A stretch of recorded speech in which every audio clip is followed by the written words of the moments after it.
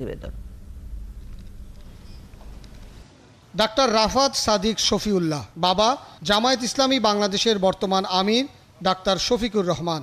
Police বলছে, সিলেটের Ragib Ali medical কলেজে বসে ধর্মপ্রাণ তরুণদের টার্গেট করে জামায়াতুল আনসার ফিল হিন্দাল সার্কিয়ার দাওয়াত দিতেন জামায়াত নেতার এই পুত্র।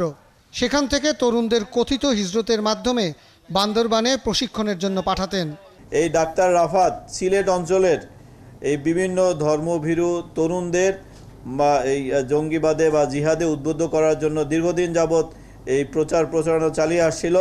কোরআন প্রশিক্ষণ কেন্দ্র খুলে তার আড়ালে এই তাদেরকে জঙ্গিবাদে দীক্ষা দিচ্ছিল। এবং সবচেয়ে নতুন যে বিষয়টি আমরা তাদের কাছ থেকে জানতে পেরেছি, তারা বেশ কয়েকজন যুবককে বা জিহাদে উদ্বুদ্ধ তরুণকে তারা বোমা বানানোর কৌশল সহ বোমা বানানোয় প্রশিক্ষিত করেছে এবং তারা বোমা বানিয়ে তার সক্ষমতাও যাচাই করেছে। 1 নভেম্বর এমন কথিত হিজরতকারীদের ধরার পর বেরিয়ে আসে ডাক্তার রাফাতের নাম।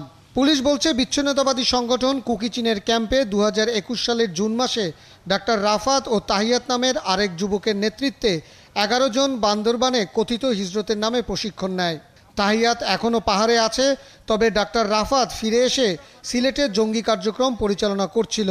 জামায়াত ইসলামীর আমিরের ছেলে গ্রেপ্তারের পর সেই দলটির সাথে জঙ্গি গোষ্ঠীর সম্পৃক্ততা খুঁজে দেখছে পুলিশ। পিতার পরিচয় বা পিতার সংগঠনের কোনো নির্দেশনা তাদের প্রতি ছিল কিনা বা তাদের দ্বারা নির্দেশিত হয়ে এরকম ভাবে তারা এই সংগঠনে যোগ দিয়েছে কিনা, সেই বিষয়টি আমরা তাকে আরো ব্যাপক জিজ্ঞাসাবাদ করলে আমরা সেটা জানতে পারব।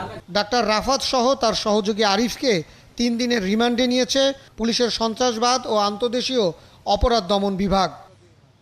পারভেজ রেজা, 71, ঢাকা।